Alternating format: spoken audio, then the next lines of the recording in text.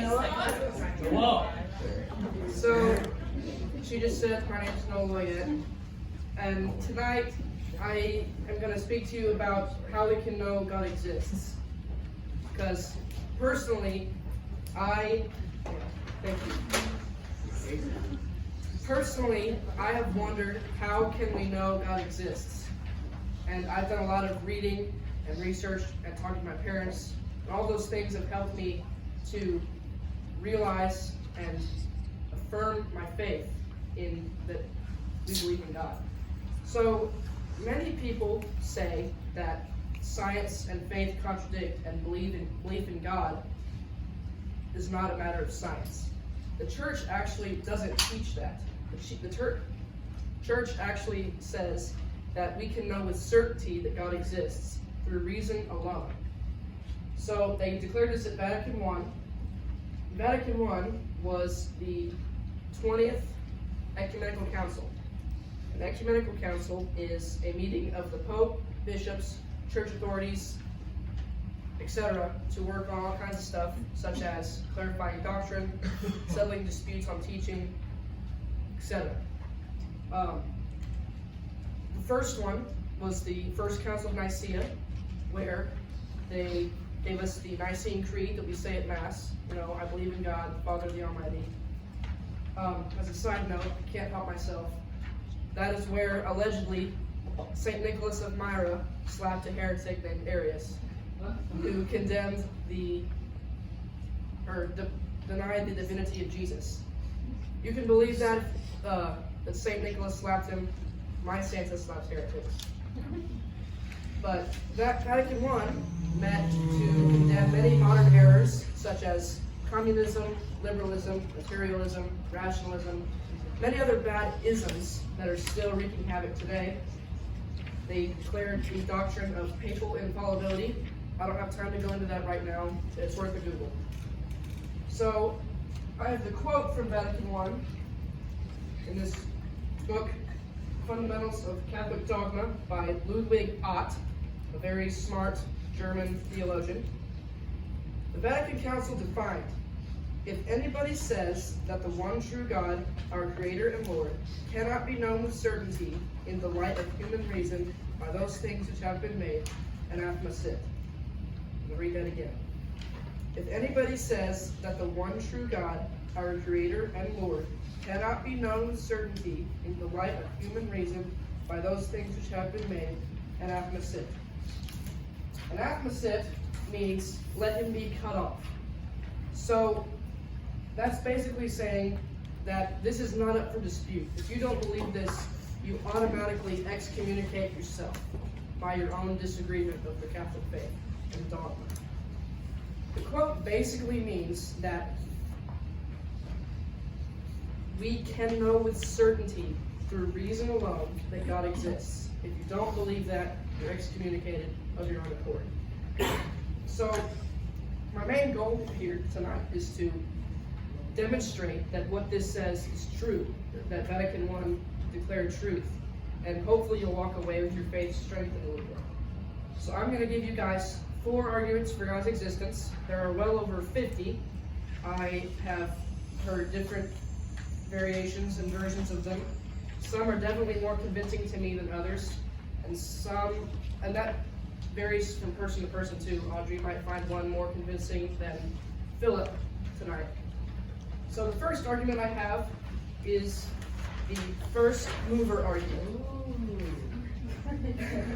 This basically states that, this was given to us by St. Thomas Aquinas in his Summa Theologica as one of his 5 ways we can know God exists.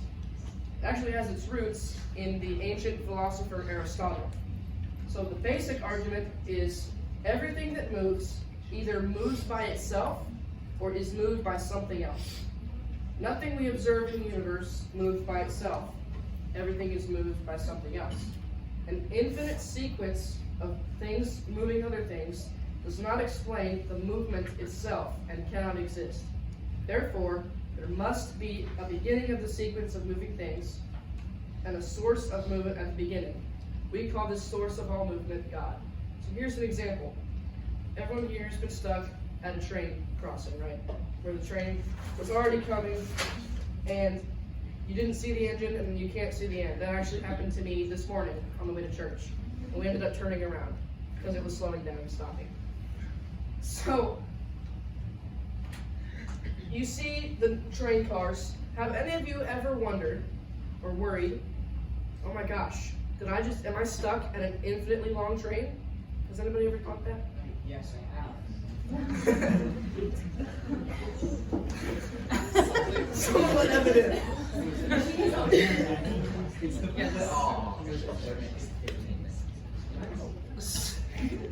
Right?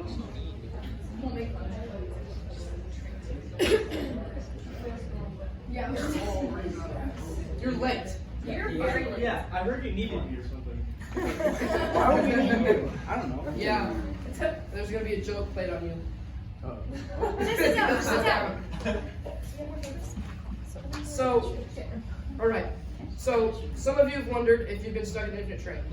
Well, an infinite number of train cars that don't possess movement in themselves doesn't explain the movement. These cars cannot move themselves. So, you may say, well, this car is being pulled by this car, it's being pulled by this car, etc.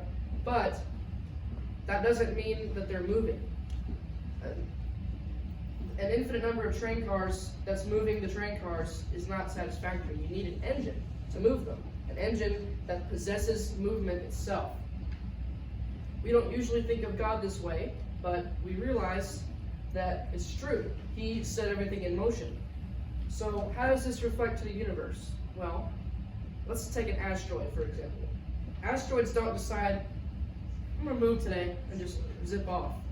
They're moved by something. Maybe they're hit by another asteroid or jostled around by asteroids, I guess. But they're moved by something else, right?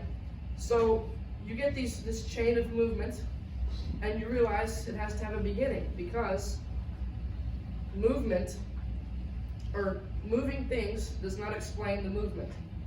So when you get back to the beginning of the chain of movement, you need a mover that does not have to be moved, a mover that possesses movement itself. We call that God.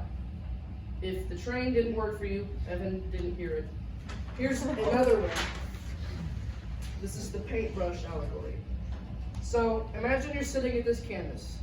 You see the paintbrush painting the dog on there. You look down the paintbrush to see what's moving it, and you see that it goes pretty far, and it goes out the door. So you look out the door, and it goes down the hall, and then out the door and down the street, and it sure looks like you're beholding an infinitely long paintbrush. Is that possible? No.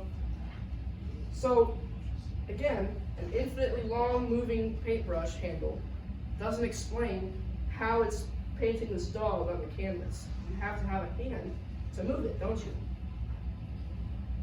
So, again, back to the universe. You have to have a mover for things to move. Ultimately, you need an unmoved mover, which is God. So the next argument I have is the first cause argument. First cause argument. This one is very similar to the first mover argument, and it was also given to us by St. Thomas Aquinas. So basically, everything that exists had a beginning. Everything that begins to exist must be caused to exist. Because something cannot come from nothing, and obviously things cannot cause themselves. The universe and everything in it had a beginning. Therefore, the universe must have a cause outside of itself. We call that cause God. So, like the first mover argument, you can't have an infinite chain of caused things because it doesn't explain their existence. Something has to be uncaused, not bound by causes, to start it and cause it all. The most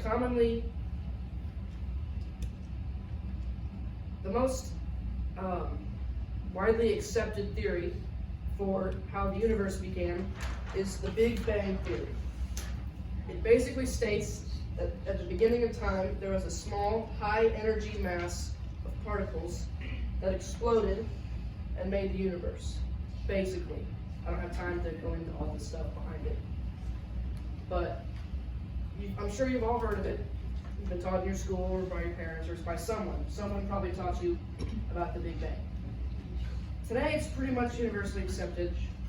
You may be interested to know it was drawn up by a man named George Lemaitre, more commonly known as Father George Lemaitre, as he was an Augustinian priest. At first, his theory was rejected by atheist scientists who thought, he's just trying to bring his God into the picture by setting off that explosion that made the universe. But as they started taking it seriously, he was discovered to be correct, that the universe was indeed expanding. The expanding universe points to an event, an explosion, that started the universe. But if the universe had a beginning, it had to have a cause. Because again, from nothing, nothing comes. Something cannot come from nothing. Therefore, there had to be an uncaused cause that's not bound by anything that was caused. Not bound by time, not bound by space, whatever it is in the universe.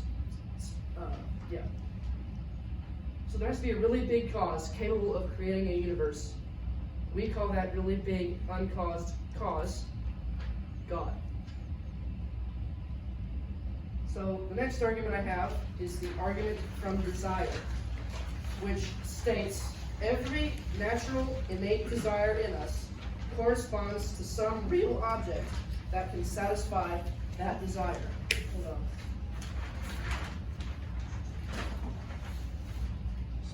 But there exists in us a desire which nothing in time, nothing on earth, and no creature can satisfy. Therefore, there must exist something more than time, earth, and creatures that can satisfy that desire. This is what some people call God, or life with God forever. C.S. Lewis sums this argument up really well in his book called Mere Christianity. C.S. Lewis was a very famous Christian apologist and writer. He wrote the Chronicles of Narnia. I'm sure some of you have heard of that and read that, maybe seen the movie. But here's his quote. "Creatures are not born with desires unless satisfaction for those desires exists. A baby feels hungry. Well, there's such thing as food. A duckling wants to swim. There's such thing as water. Men feel sexual desire. There's such thing as sex. If I find in myself a desire which no experience in this world can satisfy, the most probable explanation is that I was made for another world." So Lewis is basically saying that we have a God-shaped hole in our souls, that no matter how much food, money, clothing, fame, whatever it is, whatever we pour into that God-shaped hole, we can never fill it. We have to have some form of God to actually satisfy us. So let me ask you a question. Let's say you were given an infinite amount of whatever you wanted. Clothes, money, fame, all that stuff, you got infinite of it, as much as you wanted to. Now, would you ever be satisfied? Before you answer, look at how rich people conduct themselves. They always want more money. Look at the way they conduct themselves, spend their money, what they do with their lives. They're not satisfied. It's pretty obvious from the way they live their lives. So, if you had all this, would you actually be satisfied? Raise your hand. That's what I thought. No, you'd never be satisfied. You always want more of clothes, money, whatever it is. So, why would we have this insatiable desire inside of us if we were chance beings or created by nature? That doesn't make sense. Nature should satisfy us if nature created us. I personally find that desire inside of me, that I need some form of God or ultimate being or life with them to satisfy me. But what does that mean? You realize that pursuit of earthly desires and pleasures could result in maybe addiction to them, dependency on them, but never real fulfillment or satisfaction of our desire. St. Augustine, in his confession, said, "You have made us for yourself, O Lord, and our hearts are restless until they rest in you." We need a God to satisfy our deepest desires. Closely linked to this argument is the natural religiosity of man. Basically, and you can look this up, every culture ever has been trying to worship or appease some form of deity or God. Every culture. There's never been an atheistic culture to my knowledge. They've sacrificed crops, animals. The Aztecs even sacrificed humans to try to pacify their god or gods. So this is contrary to evolution and natural selection and random chance creation of us. Because if we were created by nature, nature should satisfy us. If we believe in natural selection, it states that the best traits or best species are preserved. The distraction of religion is not really a helpful trait to have. So it doesn't make sense if we were made by chance in nature, because it sure seems like we have an inclination to worship programmed inside of us. That wouldn't make sense if we were chance beings. It points to a God that we need to satisfy our desires. The last argument I have is the argument from design. So imagine you just got married. Ladies and gentlemen, this is probably the crowd you'll end up with eventually, I'm sorry to say. Guys, let's say you ended up with Izzy Ponceroli, got really lucky. Ladies, let's say you ended up with Evan Fleming. If you have to, imagine you were really drunk in Vegas and you woke up and you were married to Evan. You're really drunk to do that. Sorry, I'm making a point. Anyway. I think that's a great gift. So that's not important for you married. You set up for your honeymoon. So a couple days in, your husband says, "Honey," or Evan says, "I have a surprise for you. I've booked a special excursion to a desert island no one has ever been to before. We're gonna be the first ones on there." He's nodding. Yep, I would do that. So we're gonna get dropped by helicopter tomorrow afternoon. So the helicopter takes you to the beach, and you're walking around and you see by the shoreline SOS in the sand. It's very clear. It's obviously SOS. So you look at it and you beckon your spouse and you're like, "What the heck? I thought we were the first ones on this island. How'd this get here?" So he looks up and Evan says, "There's driftwood, waves, plastic in the ocean. I'm sure this just washed up and was scratched by natural stuff." Who here would agree with that? That sure, yeah, the waves and sticks in the ocean did it. Raise your hand. If I'm the one saying it in this narrative. All right, that's what I thought. Sorry, Evan. Anyway, so you're just like, let's keep walking. So you keep walking, and you feel a sharp pain in your foot. You bend down and pick up a set of keys. You're like, "Honey, what the heck? How much did you pay for this?" And he says, This is an island, a new island at that. There's got to be raw deposits of metal, rocks, sand, and stuff that made sure what looks like a set of keys. Who here would agree with that? That these were naturally made keys. Raise your hand if you agree. Okay, that's what I thought. So you keep walking. Put your phone right there, please. I don't have it. Eddie, go Eddie. Okay, so you keep walking and you're suspicious at this point. You're like, I don't think we're the first ones on this island. So when you see a perfect black rectangle on the ground and you pick it up and it keeps accurate time, you say, honey, go get your $5,000 back. This is obvious. I'm not even going to say raise your hand if you think this is man-made. That's how confident I am that we all realize a phone is made by a... That's crazy. We all see a phone is made by a pretty smart machine or technician. So if we admit even SOS in the sand is obviously man-made, why do we think nature made a single cell in our bodies? This is kind of like a cell. This is not a cell. This was randomly made by an oil spill a couple years back. I found it on the way to church today. It just looks like a cell. Anyway, these theories of macroevolution are like kind of crazy because even this simple scratch in the sand in the shape of SOS is obviously man-made. My point is we need a designer to make all this.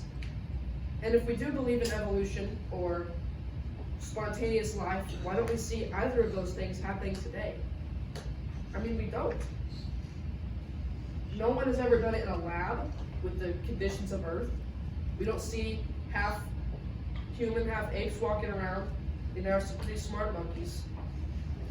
But anyway, here's another example for this argument that does not require a traumatic marriage. Imagine you're walking through the forest and you see on a tree a nice picture frame with a picture of a tree inside of it. Now, would anyone think, what a nice natural picture frame on that tree today? Nice. No. You think, why the heck would someone put a picture of a tree on a tree? That's stupid. In case someone doesn't know it's a tree. So, to clarify. this picture is a sign of intelligence, right?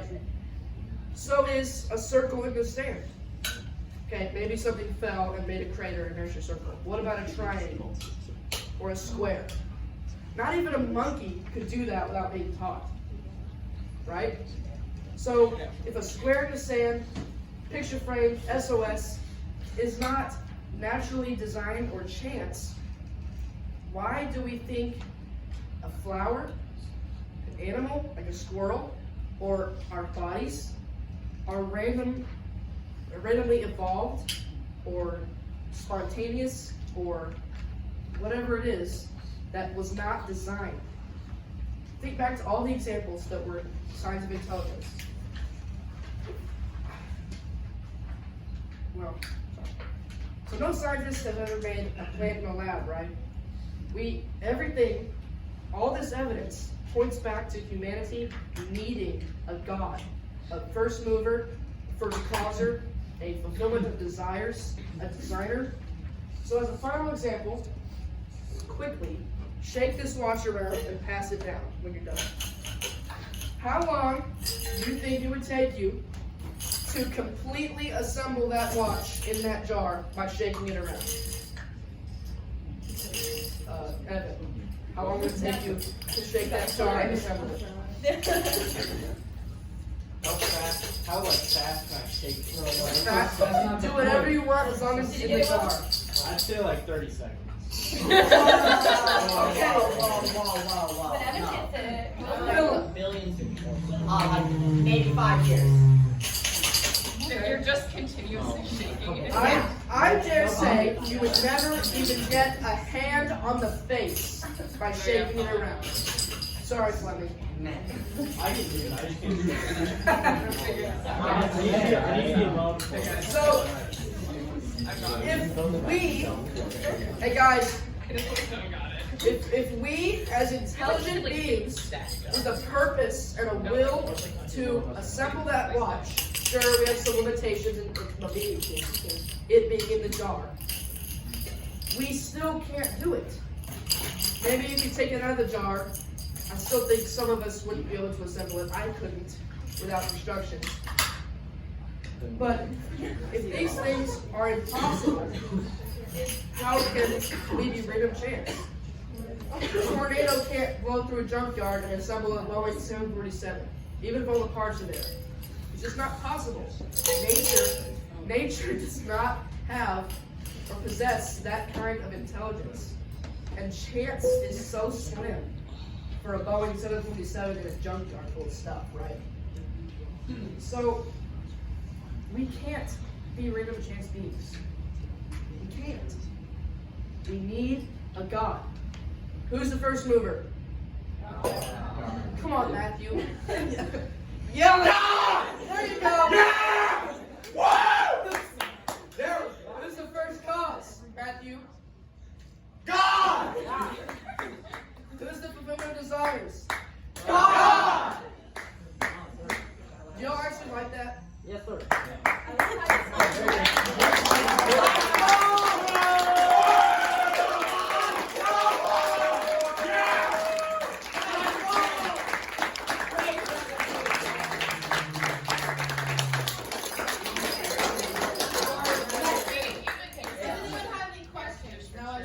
Can I see the watch again? I didn't get to see it.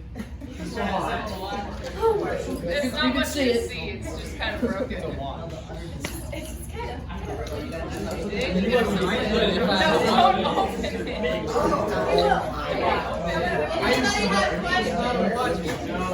Get it right. No questions?